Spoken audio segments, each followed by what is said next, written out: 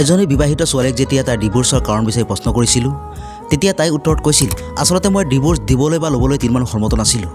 দুয়োটা পৰিয়ালে মোক খুব চাপ দিছিল আৰু পৰিয়ালৰ চাপত পৰি মই বাধ্য হৈছিলোঁ।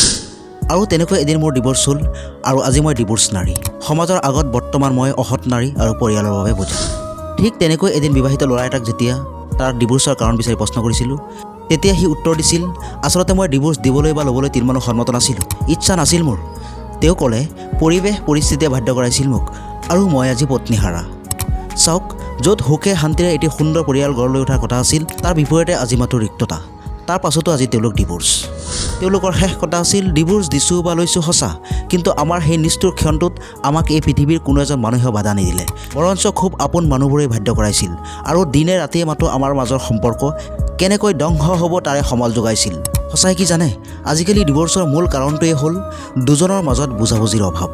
খন্তেকৰ বাবে ৰৈ এজনে আনজনৰ মনৰ কথাখিনি শুনিবলৈ চেষ্টা নকৰা বা নিজৰ বিভাগক বন্ধকত ৰখা আৰু পতি পত্নীৰ মাজত থকা ভেদভাৱ, যি ভেদভাৱৰ আলম লৈ লাহে লাহে দুটা পৰিয়ালৰ মাজত আৰম্ভ হয় এক শীতল যুদ্ধৰ আৰু সেই যুদ্ধত হয়তো জিকি যায় দুইটা পৰিয়াল, কিন্তু নকাৰাত্মক ইন্ধন হিচাপে কাম কৰা সেই দুইটা পৰিয়ালৰ সেই বৰ্বৰ নীতিবোৰে ধ্বংস কৰি জিন্দা কবৰস্থ কৰে এটি সুন্দৰ দাম্পত্য জীৱন।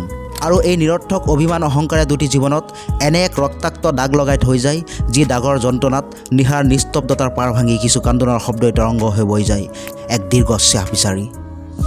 গতিকে বন্ধুবৰ, স্বামী স্ত্ৰী হিচাপে এজনে আনজনৰ ভুলবোৰ আঁতৰাই কেনেকৈ নিজৰ মাজত প্ৰেম ভালপোৱা স্থাপন কৰি এখনি সুন্দৰ সংসাৰ গঢ় দিব পাৰি তাৰ সমিধান বিচাৰি পাৰিলে মাউণ্ট এভাৰেষ্ট বগাওক, কিন্তু ধ্বংসৰ কাৰণ বিচাৰি সুন্দৰ বনতো ভৰি নাৰাখি জীৱন বচাওক।